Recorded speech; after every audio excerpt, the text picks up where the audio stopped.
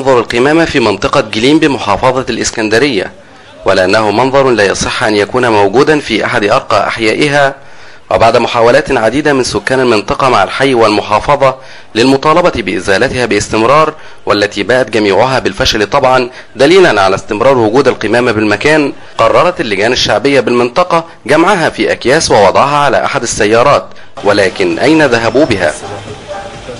أمام منزل المحافظ وداخل فيلته. الفكره كلها ان هو المحافظ بتاع اسكندريه ما بيقومش بواجبه على اكمل وجه في ازاله المخلفات الموجوده في اسكندريه، وبالتالي احنا بنشيلها بالنيابه عنه وبنوديها له لغايه عنده. احنا النهارده وعدنا المحافظ بهديه هنوديها له لغايه هناك مقر المحافظ الرسمي، ونحطها له، هتتشال على طول طبعا، احنا عارفين ده، بس دي بمثابه رساله برضو اخيره للمحافظ، وهنستمر في هذا العمل لو ما نضفتش اسكندريه خلال الاسبوع الجاي.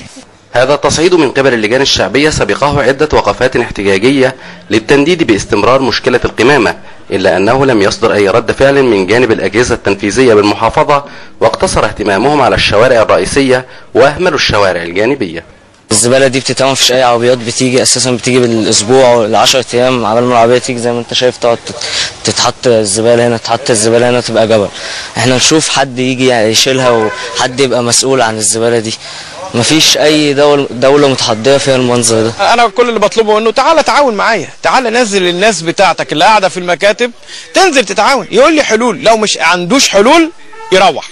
بعد أن استنفذوا كافة الوسائل الممكنة لتوصيل صوتهم في المطالبة بحقهم في العيش في مكان نظيف، أرادوا اليوم توصيل رسالة إلى المحافظ بأن هذا جزء مما تعانيه الإسكندرية من القمامة، وإذا كان هو يرفض وجودها أمام منزله، فما بال بقية الأهالي الذين تنتشر القمامة برائحتها الكريهة أمام منازلهم وفي شوارعهم بصورة أضعاف ما تم إلقاءه أمام منزله.